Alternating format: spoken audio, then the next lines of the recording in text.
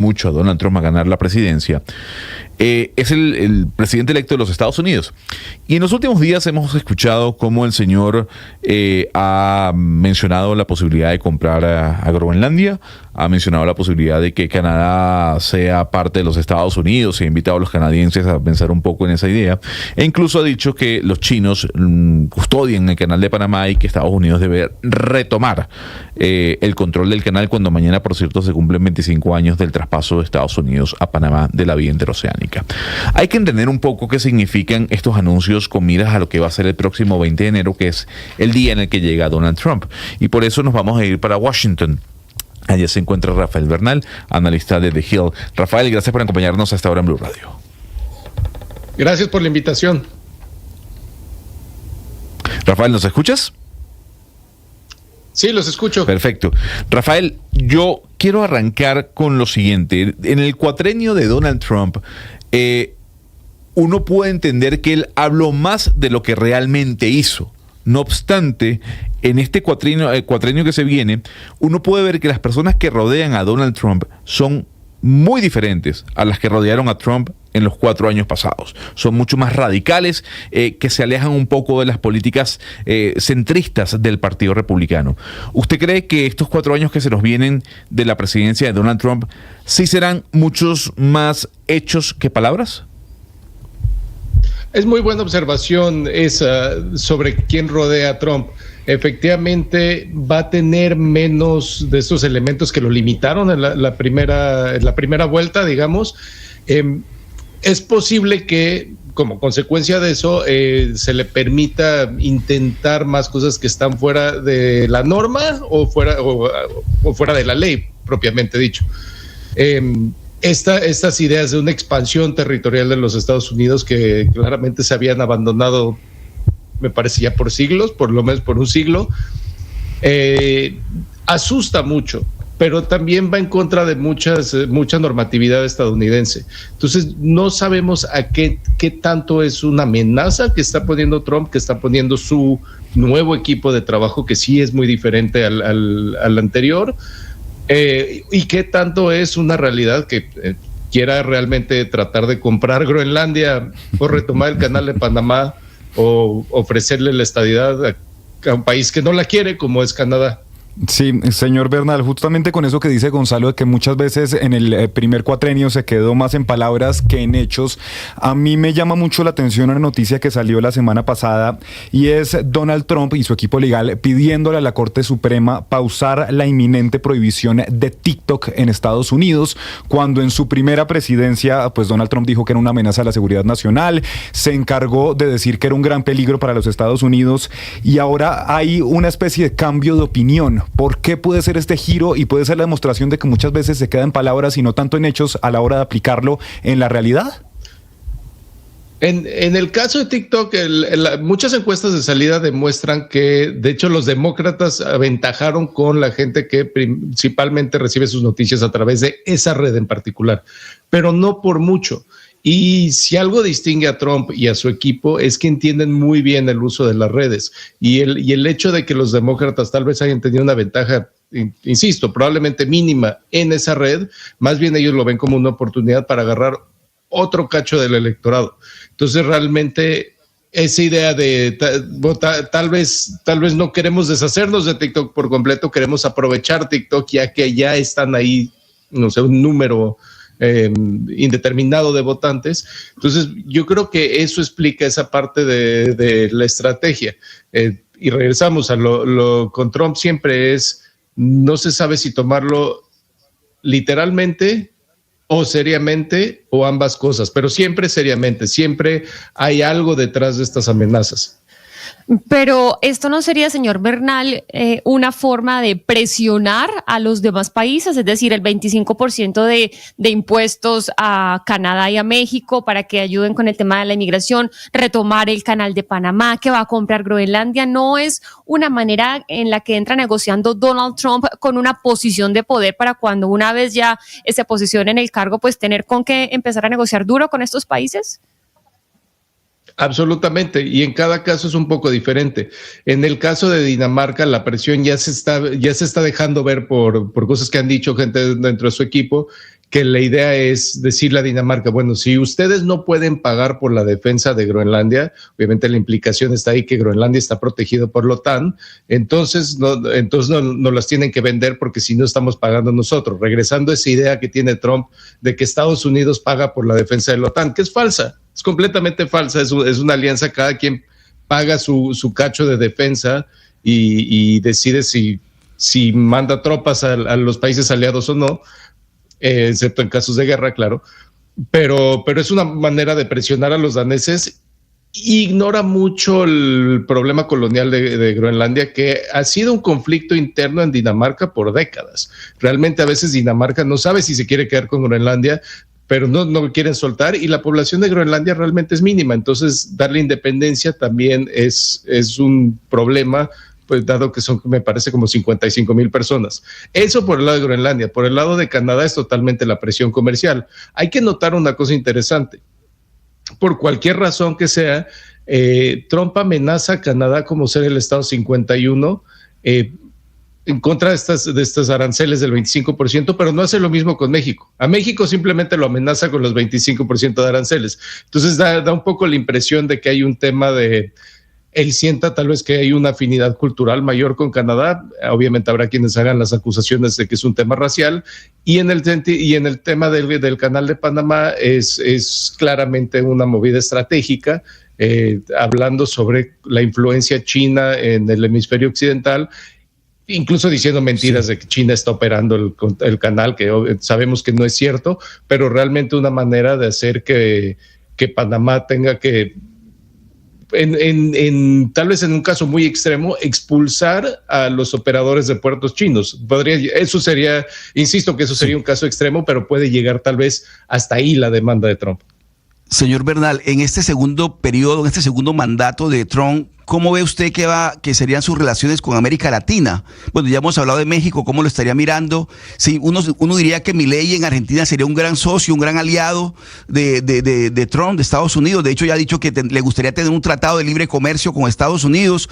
Pero ¿cómo sería esa relación con el resto de América Latina? ¿Con Venezuela, con Colombia, con Petro? ¿Cómo analiza usted esa relación de Trump con América Latina en este segundo mandato? Va a depender mucho esa relación si está a cargo directamente de la Casa Blanca, si es una relación que Trump quiere llevar personalmente o es algo que se lleva a través del Departamento de Estado. La gran diferencia, y creo que esto es un cambio de la administración anterior de Trump, de la administración Biden y de cualquier administración anterior, es que el secretario de Estado, que va a ser Marco Rubio, es alguien que conoce al continente, que le importa, que tiene interés que el continente se amplíe la democracia, por ejemplo. Tiene una enemistad personal con el régimen cubano, con el régimen venezolano, con el nicaragüense. No le cae particularmente bien la presidencia colombiana o mexicana o brasileña. Y sí, la relación yo creo con Milei va a ser muy buena, pero es una relación comercial, realmente es muy pequeña. Finalmente lo que exporta Argentina en general, fuera de algunos minerales como el litio, en general son cosas que también se producen en Estados Unidos, carne de res, soya. Entonces va a ser una relación complicada en tanto se meta Trump, va a ser una relación que va a ser más difícil para administrar para los países latinoamericanos. ¿Por qué? Porque van a estar lidiando con un secretario de Estado que conoce de su política interna. Pero Rafael, realmente los secretarios de Estado anteriores pecaban mucho de ignorancia y de desinterés, francamente, en la región.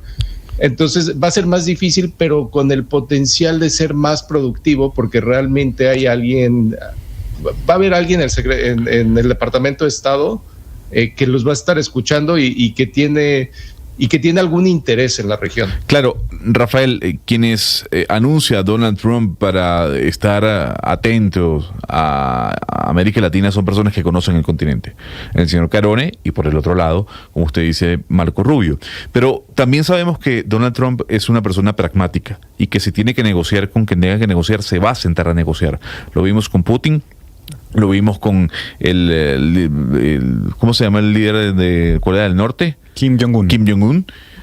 Ahora el tema de los migrantes. Donald Trump ha dicho que va a tener un plan de deportación masiva de millones de migrantes. Y usted sabe que en los últimos años son los venezolanos que han entrado ilegalmente a los Estados Unidos la mayor cantidad de migrantes, hablando de nacionalidad. El punto es, ¿usted ve a Donald Trump negociando con Nicolás Maduro por el tema de la deportación de migrantes? Potencialmente, si hay algún presidente estadounidense que se podría sentar con Nicolás Maduro o con el régimen Ortega Murillo, sería Donald Trump. Por el otro lado, es casi imposible pensar que se vaya a sentar con los cubanos, con el presidente Díaz-Canel. Eso sería impresentable para su propio público. Se le da diferente trato a Cuba con su régimen comunista, digamos, más institucional que el régimen que básicamente desde aquí se considera una narcodictadura a Nicolás Maduro.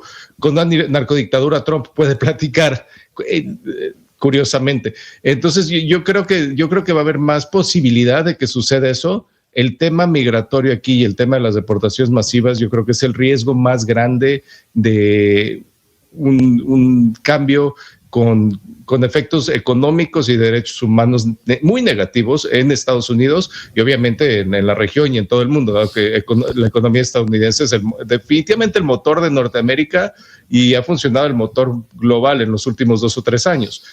Entonces, ese tema migratorio puede ser un riesgo inmenso dependiendo de cuánta gente en el interior del país realmente intenten deportar. No sé si lo logren o no, pero si arrestan 1 millón de personas, simplemente mantener a esas personas va a ser un problema. Y ese 1 millón de personas no va a estar yendo al trabajo, que va a ser también un problema económico para el resto del país. Entonces, eso es algo que le preocupa mucho a la oposición de Trump, pero que no han sabido manejar, no han sabido cómo contrarrestar a Trump en el tema migratorio. Señor Bernal, en el primer mandato de Donald Trump, el Congreso, el legislativo y también la rama judicial, digamos que fueron algunos obstáculos para algunas de las decisiones que quería tomar Donald Trump. En esta ocasión, el Congreso es mayoría republicana. ¿Cómo ve usted lo que vaya a hacer Donald Trump en este segundo mandato con esa mayoría republicana? ¿Solamente tienen los opositores el refugio en lo que pueda hacer la rama judicial? Pues hay que recordar que en los primeros 2 años del primer mandato de Trump, él tuvo una mayoría todavía más amplia en la Cámara Baja y también tenía mayoría en el Senado. Sin embargo, era otro partido republicano, un partido republicano que todavía no se convencía que Trump era su camino para ganar. La diferencia ahora es con una mayoría más estrecha, pero con un partido más convencido, pero un partido que tiende mucho a pelearse entre sí. Entonces es difícil. Yo creo, curiosamente, a pesar de las mayorías, yo creo que el legislativo va a ser un obstáculo más grande para él para meter cierto tipo de cambios. Otros no. Por ejemplo, yo me imagino que en el tema migratorio él va a poder aprobar unos presupuestos muy, muy amplios, pero no tiene la mayoría suficientemente grande en el Senado y no tiene el apoyo de los demócratas para hacer un cambio legal del sistema migratorio en sí. Entonces, más o menos por ahí van a ir los límites. Los límites de la rama judicial van a ser muy similares a nivel local y de jueces de circuito en apelaciones. Las limitaciones que le presentaba la composición de la Suprema Corte anteriormente son menos, dado que él pues nombró a 3 de sus jueces de la Suprema Corte y la mayoría conservadora de la Suprema Corte se ha visto muy dispuesta a tornar del lado de Trump y de los republicanos en los últimos años, incluso durante la administración Biden. Rafael, yo le tengo una última pregunta y tiene que ver con la implosión, al menos que se está viendo a lo interno del Partido Republicano y sobre todo en el sector de los MAGA, en el sector mucho más radical, con respecto a lo dicho por Elon Musk y el tema de las visas para gente que puede aportar al trabajo estadounidense. Steve Bannon, que usted sabe, fue la mano derecha, estratega político de Donald Trump durante el cuatrienio pasado, le dijo: señor, es que usted, primero, no es nacionalista. Segundo, ni siquiera es americano. Usted lo que es un globalista. y yo le voy a dar la guerra para evitar que esa idea de traer extranjeros, inmigrantes preparados a Estados Unidos se dé.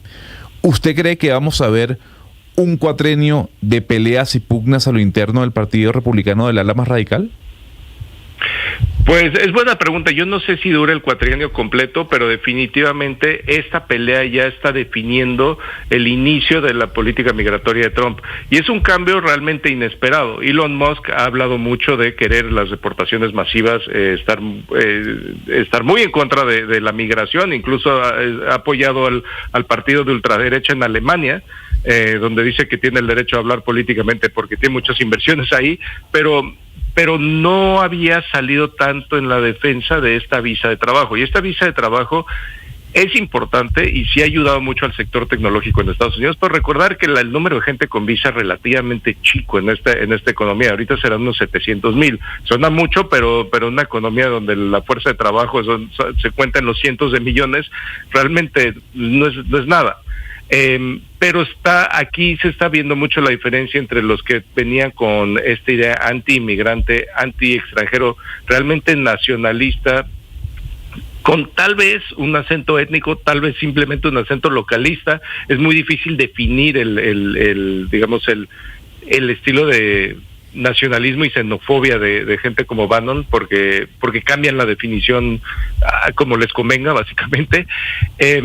Esa banda contra el lado de Musk, que simplemente quieren ver a la migración como un elemento 100% económico, y si les conviene que vengan, si no les conviene que lo saquen, y digo, obviamente sin consideración a derechos humanos ninguno de los dos bandos.